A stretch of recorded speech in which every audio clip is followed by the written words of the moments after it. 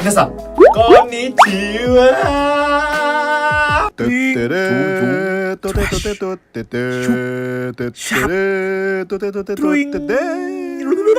Oke guys, jadi hari ini adalah tanggal 9 Juli 2019.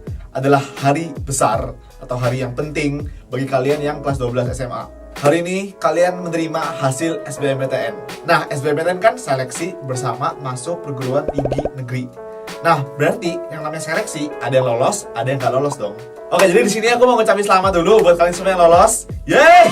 Mantap jiwa, kalian akhirnya sudah belajar dengan keras, sudah berjuang selama 3 tahun ya mempersiapkan ini dari kelas 10, 11, 12 dan akhirnya kalian lolos dan wow, mantap jiwa. Akhirnya kalian mendapatkan universitas impian kalian.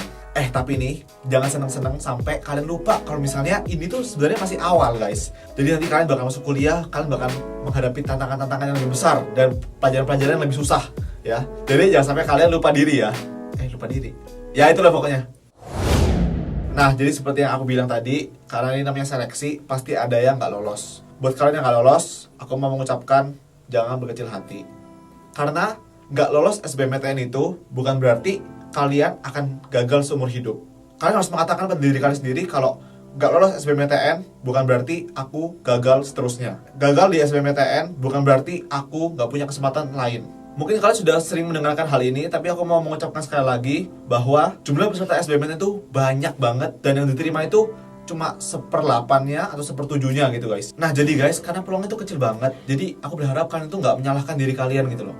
Kalian sudah berjuang mati-matian tapi gagal, jangan salahkan diri kalian. Nah di sini aku mau menekankan bahwa masuk PTN itu nggak cuma dari SBMPTN, masih ada kesempatan, masih ada jalan lain. Nah kalian bisa mengambil ujian mandiri guys, misalnya nih UTUL UGM, SIMAK UI, mandirinya ITB, dan lain-lain. Nah aku sendiri punya banyak teman yang gagal di SNMPTN, gagal di SBMPTN, tapi akhirnya lolos di ujian mandiri. Untuk sekarang kalian boleh sedih, boleh banget, karena ya pastilah itu kan kalian sudah berjuang mati-matian tapi gagal gitu. Siapa sih yang gak sedih kalau gagal? Aku juga pernah gagal dan aku sering gagal. Aku belajar mati-matian tapi gagal. Aku tahu banget rasanya gagal itu kayak gimana.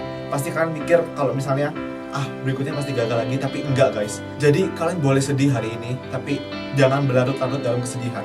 Kalian harus bangkit secepatnya. Kalian belajar lagi, mempersiapkan diri untuk berjuang di ujian berikutnya. Kalian harus menjadikan kegagalan ini sebagai motivasi kalian, sebagai batu loncatan untuk mencapai kesuksesan di ujian berikutnya. Kalian harus menjadikan rasa sakit ini, rasa gagal ini jadi sesuatu yang memberikan kalian energi untuk berjuang di berikutnya, supaya di ujian berikutnya kalian gak akan merasakan rasa sakit yang kalian rasakan saat ini. Nah misalnya kalian gak masuk negeri nih, kalian bisa masuk swasta kok. Ada banyak banget universitas swasta yang juga sangat bagus gitu. Satu hal yang aku mau sampaikan adalah jika kamu emas, dimanapun kamu akan menjadi emas. Berkuliah di kampus yang bagus, kalau misalnya kita sendiri males, ya kita gak akan menjadi bagus. Sebaliknya, berkuliah di kampus yang kurang bagus atau levelnya kalah sama yang kampus bagus, tapi ketika kita berusaha sendiri, ketika kita berjuang banget, kita bisa kok meraih kesuksesan itu.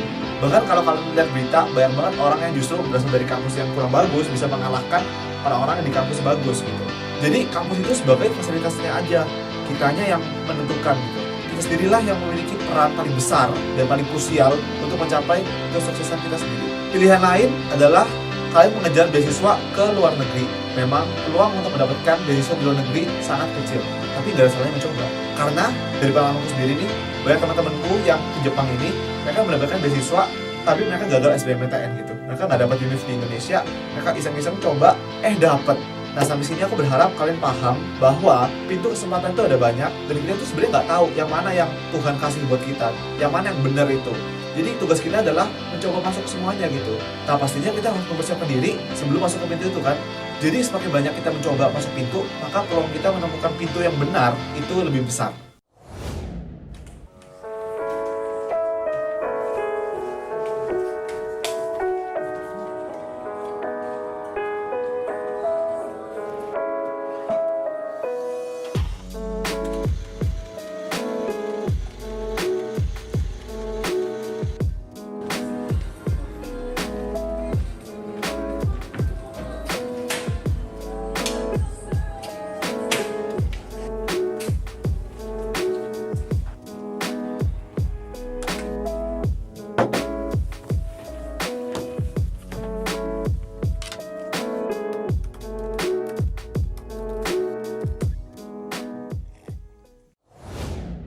guys, jadi berikutnya aku bakal kasih tahu kalian tips untuk memilih perguruan tinggi supaya kalian itu nggak salah pilih dan kalian bisa yakin. Oke? Nah, jadi pertama-tama buat kalian yang masih bingung kira-kira kalian mau masuk mana, bahkan mungkin kira-kira ada perguruan tinggi yang kalian nggak tahu ada gitu, kalian bisa langsung ke websitenya Forlab Dikti. Nih ya, kita search Forlab Dikti. Nah, kita langsung buka nih. Jadi di sini itu kalian bisa mendapatkan semua informasi mengenai perguruan tinggi lengkap banget. Nah, setelah kalian buka, kalian nggak perlu login ya, enak kan nggak perlu login, wadidaw. Dan kalian bisa langsung mulai pencarian data. Nah, aku saranin kalian coba buka satu persatu, misalnya profil perguruan tingginya. Kalian lihat dulu profilnya kayak gimana gitu. Nah, setelah kalian klik pencarian data, misalnya kita yang profil PT tadi, kita langsung coba search ya. Provinsi, misalnya Jakarta nih, Jakarta. Terus lingkup koordinasi Dikti. Jenis perguruan tinggi negeri universitas ya. Nanti kan ada banyak. Kalian bisa search sesuai dengan yang kalian mau. Terus status perguruan tinggi negerinya. Nah, ini ada statusnya guys. Nah, misalnya kalian mau masuk satu perguruan tinggi tapi ternyata udah nggak aktif, wadidaw kan. Jadi kan harus search ya. Misalnya aktif, kata kuncinya nggak tahu, hitung 31931. Kita cari perguruan tinggi negeri. Oh, langsung muncul semua kan. Nah, langsung lengkap banget, provinsi di mana, kategorinya apa, statusnya apa, jumlah dosennya berapa dan sebagainya.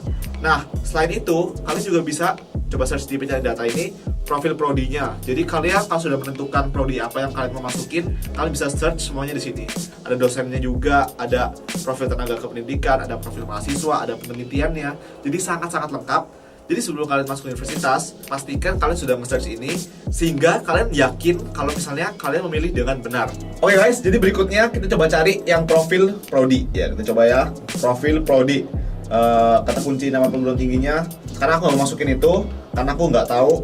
Jadi jenjangnya coba S1 ya. Aku mau nge-search matematika. Jadi kita mau lihat di universitas mana yang ada matematikanya. Pengaman. Oh, hitung 16 sama 5, 21. Kita search. Pasti harusnya keluar jurusan matematika. Oh, kan langsung keluar guys tuh. Pendidikan matematika semua tuh. Langsung ada jenjangnya, status perguruan tingginya namanya apa, terus jumlah dosennya berapa, jumlah mahasiswanya dan sebagainya ya. Gila sih, ini bener-bener lengkap banget dan kalian bisa buka langsung ya. Aku mau coba buka apa ya? Coba misalnya Universitas Kaltara nih, kita klik matematika. Tuh langsung keluar semua data-datanya. Oke, kita mau cari Universitas Indonesia. Kita nggak usah masukin kata kunci, langsung cari prodinya ya guys. Mencari prodinya, apakah muncul? Nah, nama program studinya banyak banget, akuntansi, antropologi, gini. Jadi kalau misalnya kalian mau search di universitas itu ada apa, ada jurusan apa aja, kalian bisa langsung search gitu. Jadi bener-bener ini mantap jiwa banget ya guys, lengkap banget. Nah, berikutnya kalian juga bisa ngecek akreditasi perguruan tingginya itu bagus atau enggaknya, misalnya A atau A+ atau B gitu di websitenya Ban PT. Jadi banpt.or.id. Kita langsung buka, kita langsung menuju direktori, ada institusi dan program studi. Coba buka yang institusi. Jadi kita bisa search perguruan tingginya apa, misalnya kita Universitas Indonesia ya. Langsung tuh peringkatnya A, apa tahun SK, wilayah, tanggal kadaluarsa dan sebagainya. Atau kita coba yang program studi ini misalnya nih. Coba kita lihat Universitas Indonesia lagi. Universitas Indonesia. Program studi matematika. Tuh langsung stratanya ada S2, ada S1, peringkatnya ada yang B, ada yang A. Jadi lengkap banget, kalian langsung cek di situ ya. Nah, selain itu, kalau misalnya kalian males nge-search di internet, kalian bisa download aplikasinya Dikti, yaitu PD Dikti Mobile. Ada di App Store dan ada di Play Store. Linknya aku taruh di description, oke? Nah, kalian juga bisa update informasi seputar perguruan tinggi negeri dari Instagram di bawah ini. @pddikti, @ristekdikti, dan ada juga @ditjen_belmawa. Nah, yang terakhir, mungkin ada beberapa dari kalian yang merasa kalian nggak bisa melanjutkan studi kalian ke perguruan tinggi negeri karena terbatas biaya atau kondisi yang tidak memungkinkan untuk bisa melanjutkan perguruan tinggi negeri. Nah, jangan khawatir karena Kemenristek Dikti sudah menyediakan program-program beasiswa. Nah, salah satunya yang pertama adalah bidik misi. Jadi bidik misi ini dikhususkan untuk kalian yang berprestasi dan kalian yang punya kemampuan akademis yang baik, tapi kalian memiliki keterbatasan ekonomi. Itu bidik misi. Kedua, ada namanya beasiswa adik. Beasiswa adik ini adalah beasiswa untuk kalian yang tinggal di daerah 3T, yaitu tertinggal, terluar, dan terdepan. Ada juga beasiswa untuk pendidikan kaum difabel. Dan masih ada banyak banget program dari Kemenristek Dikti, kayak beasiswa atlet dan sebagainya. Nanti kalian bisa search langsung di website yang aku taruh di description, oke? Satu quotes aku ambil dari Marilyn Monroe untuk menutup video kali ini. Just because you fail once, it doesn't mean you're gonna fail at everything. Jadi nggak apa-apa kalian gagal hari ini, nggak apa-apa kalian gagal masuk PTN tahun ini, nggak apa-apa juga. Yang terpenting fokus kalian adalah jangka panjang. Jangan menyerah, masih banyak kesempatan. kalian bisa sukses gak hanya melalui PTN gitu. Itu yang perlu kalian pikirkan. Jadi buat kalian semua, semangat terus dan jangan pantang menyerah, oke? Oke, buat kalian semua yang sudah menonton, arigatou gozaimashita. Ja, mata ne, matapu, jiwa.